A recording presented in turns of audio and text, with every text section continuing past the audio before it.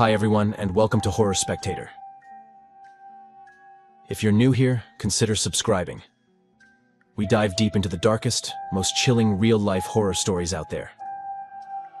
And if you're a returning viewer, I'm so glad to have you back, friend. In this video, we're exploring two stories of people who were inside their homes in the Appalachian Mountains and went through moments that, in my opinion, are truly terrifying. Stories that take place inside the home, where peace and comfort are suddenly shattered, are some of my favorites, because they're the ones that scare me the most. I hope you feel the same. I also want to say that I'm working on something new for the channel, and I'll try to share more about it as early as next week. Stay tuned for that. Now, dim the lights, get comfortable, and let's head back into the mountains. And remember, viewer discretion is advised.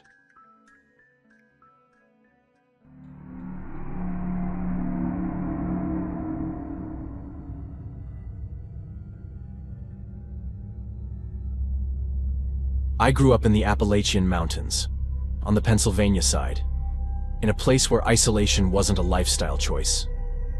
It was just how things were. Our house sat far from anything you'd call a town. And from a young age, I helped my parents with everything. Hauling wood, fixing pipes, dealing with winters that felt endless. So living off the grid was never something that scared me. If anything, it felt normal. Later, when I went to college and tried city life, I realized pretty quickly it wasn't for me. Too much noise, too many people, and a constant feeling of being watched in a way that felt artificial.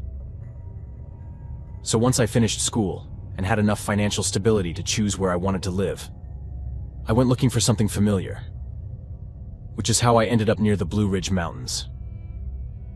It was an area where I'd done several hikes and camped a few times before, and it was absolutely beautiful.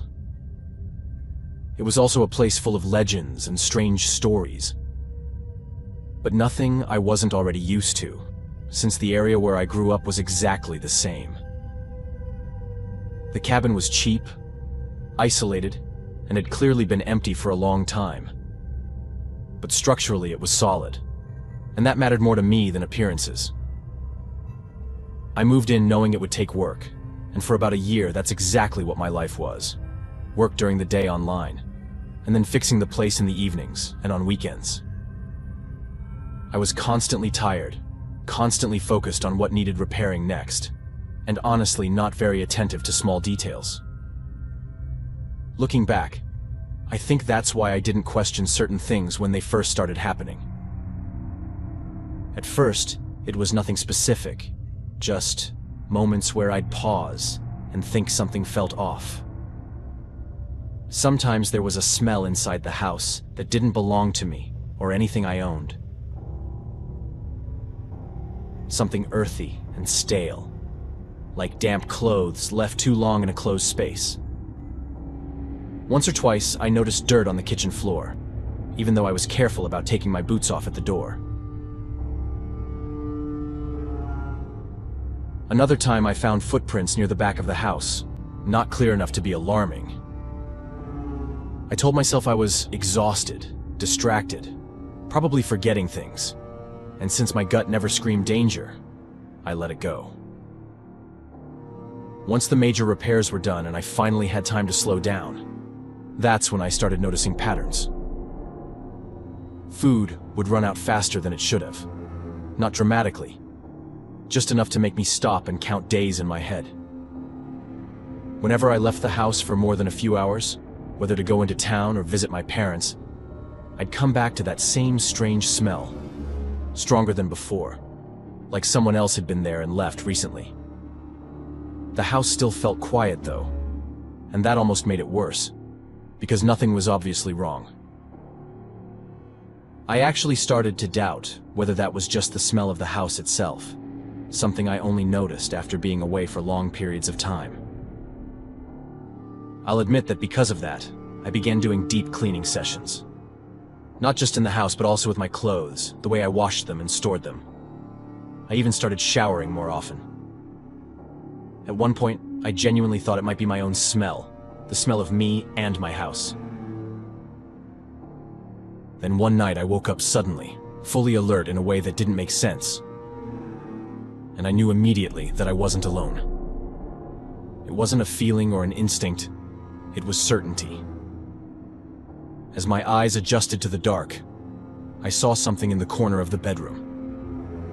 A shape that didn't belong there. And the longer I stared, the more obvious it became that it was a person standing completely still.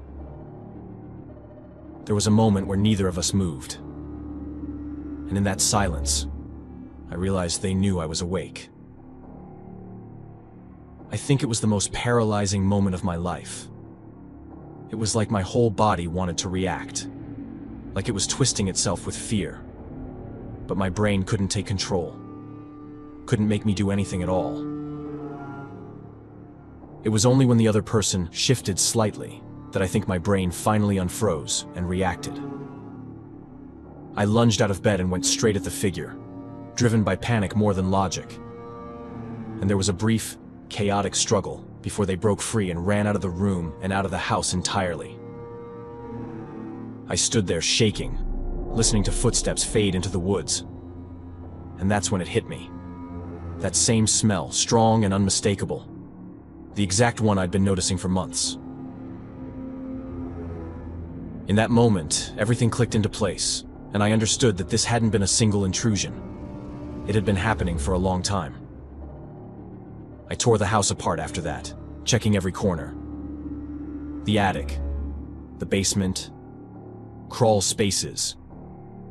Anywhere a person could hide, convinced I'd find signs of someone living there. But I found nothing. No bedding, no trash, nothing that made sense. I spent days in a complete nightmare. I honestly felt like I was sinking.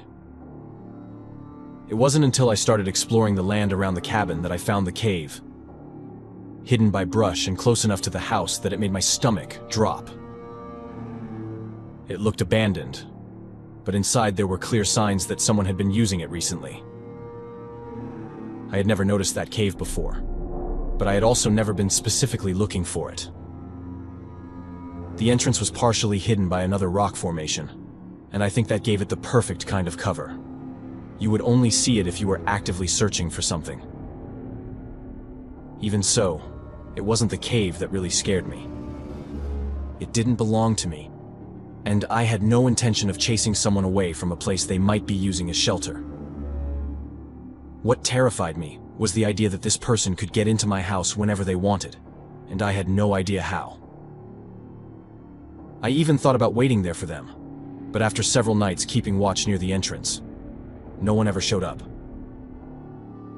The days kept feeling like a nightmare, and I kept doing more and more intense searches around the house. Then one day, I came across a YouTube video about false walls, structures that look like solid walls, but are actually doors. That had to be it. But how? And why? I kept searching, almost frantically.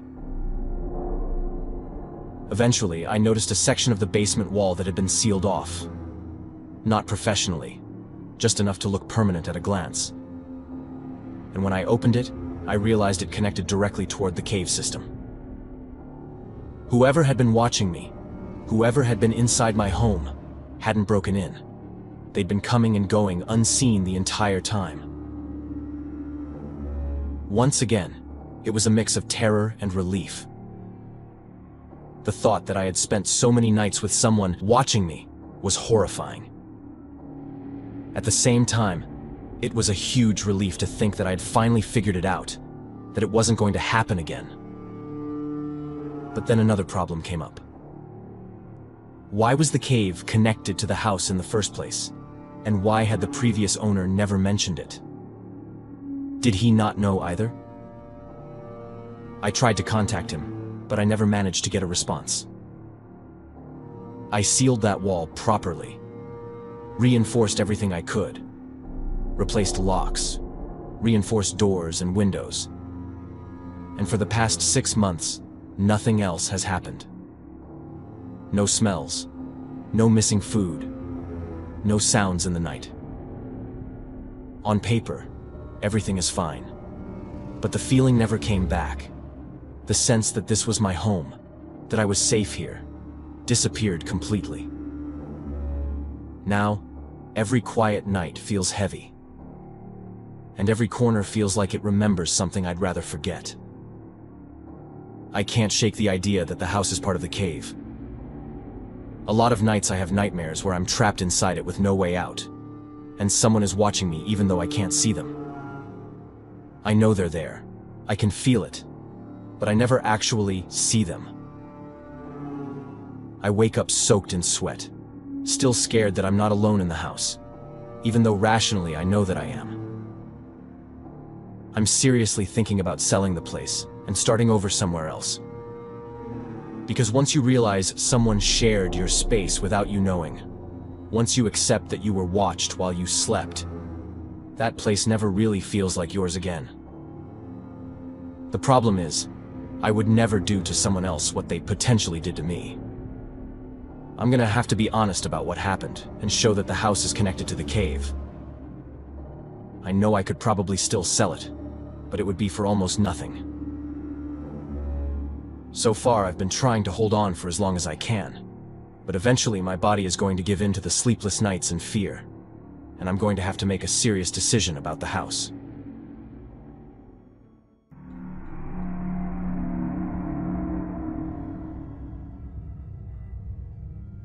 The story I'm about to tell you started more than 30 years ago, and it's something that unfolded slowly over time. I'll do my best to explain everything as clearly as I can, even though, to this day, I don't know exactly what really happened. It may all sound like a series of frightening coincidences to someone on the outside, but to someone who lived through it the way I did, it was much more than that. I've lived around these mountains my whole life, close enough to the Smoky Mountains to feel them every day, but still technically on the Appalachian side. In one of those places that doesn't really feel like it belongs anywhere else. It's not deep wilderness, not completely cut off, but it's also not somewhere people just pass through. My house sits a few minutes by car from the main village, maybe half an hour on foot if the weather's good, and around it there are only about 10 or 11 other houses. The village itself barely reaches 500 people, which means everyone knows everyone, or at least thinks they do. Behind my house, though, there's nothing but forest. Dense, quiet forest that feels older than anything else around it. Growing up there, that forest was just part of life. You don't really question it when you're a kid. You just accept that it's always there, watching in its own way. I didn't have many friends as a child. There simply weren't many kids. So I spent a lot of time alone. And when you're alone that much, your imagination fills the gaps. I made up stories in my head. A lot of those stories revolved around the things I could see from my bedroom window, especially my neighbor. His house was attached to ours, almost like a shared wall. And even as a kid, I knew he was off. Not in an obvious way. Not something you could point to and explain, but he had habits that never quite sat right with me. I'd wake up in the middle of the night, 4 in the morning sometimes, and see him leaving his house with a large bag, heading straight into the forest. Other nights, I'd hear dragging sounds, metal scraping, things being moved when everything else was completely quiet. He'd disappear for hours and come back just as the sun was rising. As a kid, that kind of thing feeds your imagination whether you want it to or not. I started telling myself stories about him, that he was dangerous, that he was doing something horrible out there in the woods. At school, when we were asked to write short stories, those ideas slipped out onto paper. Once, my parents were even called in because a teacher thought my writing was too dark for my age. My parents brushed it off, told everyone I just had a vivid imagination. and they told me the same thing at home. They said the neighbor was harmless and I needed to leave him alone. That is to say, it's not that I truly believed he was capable of killing people. I could tell my stories apart from reality. Still, looking back now, I know it was instinct. I knew something was wrong with him. In fact, several people knew, but no one ever talked about it. Especially the adults, too busy with their own lives to notice the same things I did. They all repeated the same phrase, the same excuse, that he was just odd, but I knew it was more than that. When I was in my early 20s, my parents died in a car accident during a snowstorm. The road iced over, visibility was terrible, and they went off the mountain. Losing them like that broke something in me.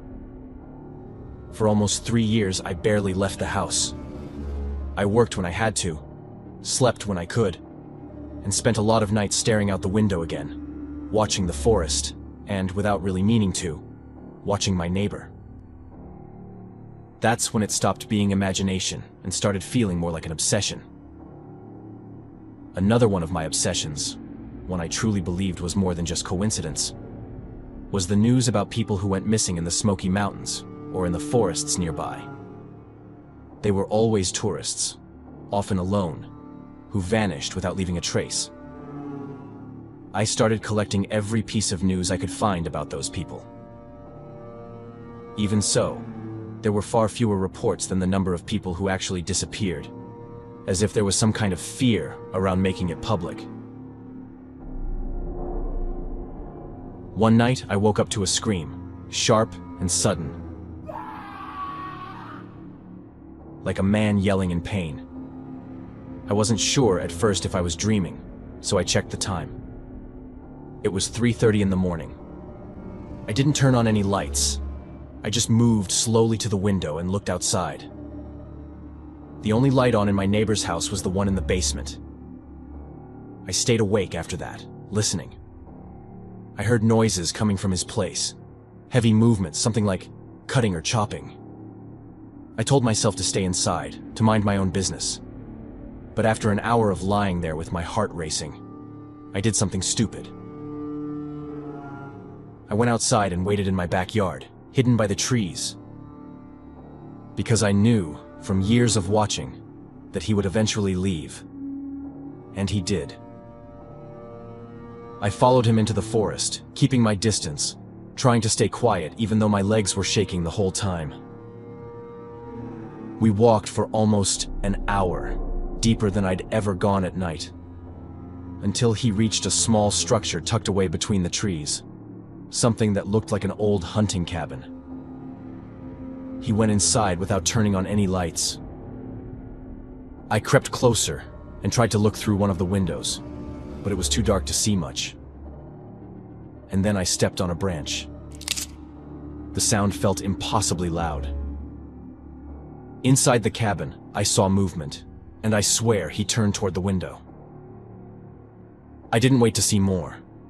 I just ran blindly through the forest toward my house, tripping, gasping for air, convinced every second that I'd hear footsteps behind me. I don't remember hearing any, but I also know I was too panicked to be sure. For days after that, I waited for him to confront me, to knock on my door, to do something. Nothing happened, until the night my back door broke in. I woke up to the sound of wood cracking, and I knew immediately that someone was inside my house. My first thought wasn't maybe, it was certainty. I was convinced it was him. Years of watching, years of fear, all of it crashed down on me at once. When I was a kid, my mother had taught us about hiding. Her brother had been beaten during a break-in when she was young, and it left her deeply paranoid about home invasions, especially living somewhere so isolated. Together, my parents created 3 hiding spots around the house, depending on where you were when something happened. One of them was in my room, a hidden hatch above my closet, completely invisible unless you knew exactly where to look. Only my parents and I knew about it. I climbed up there silently, phone in my hand, and called for help. I couldn't speak, not really. But I gave my address, explained someone had broken in. The operator told me a patrol car would be there in 23 minutes. 23 minutes is an eternity when you're hiding above your own bedroom, listening to someone move through your house. I heard footsteps, drawers opening, doors slamming. I heard him enter my room. He searched everything, even the closet directly beneath me. I covered my mouth with my hand because my breathing was so loud I was sure he could hear it. Whoever it was moved frantically, like they were angry, frustrated, like they knew I was there but couldn't find me. Then, just before the police arrived, he left. The house was destroyed. Things thrown everywhere. Clear signs someone had been looking for something. Or someone. I told the police everything about my neighbor, about the cabin, about his habits. They investigated, but they found nothing. No evidence, no reason to suspect him. To them, he was just a man with strange routines. I knew better, or at least I believed I did. I also knew that the time between me following him and the break-in was enough for him to clean up anything that might have existed. Whether that was true or not, I'll never know. I couldn't stay there anymore. I called my cousin, explained everything, and that same morning I left with only the essentials. I moved away and never really came back. Over the years, I returned twice, always with him, never alone. I'm telling this story now because 2 weeks ago, I went back again to deal with paperwork. While I was there, another neighbor told me the man next door had died, found alone in his house, in his 70s. Now, I don't know what to think. Part of me believes I was right all along. Another part wonders if I let my childhood fears grow into something they never should have been. I don't know if that break-in was connected to him at all, or if it was just a coincidence that destroyed my sense of safety forever. What I do know is that I've never felt truly safe in a house since. No matter where I live, I still create hiding spots. I still listen too closely at night. And even now, with him gone, I don't know if I'll ever feel ready to go back and call that place home again.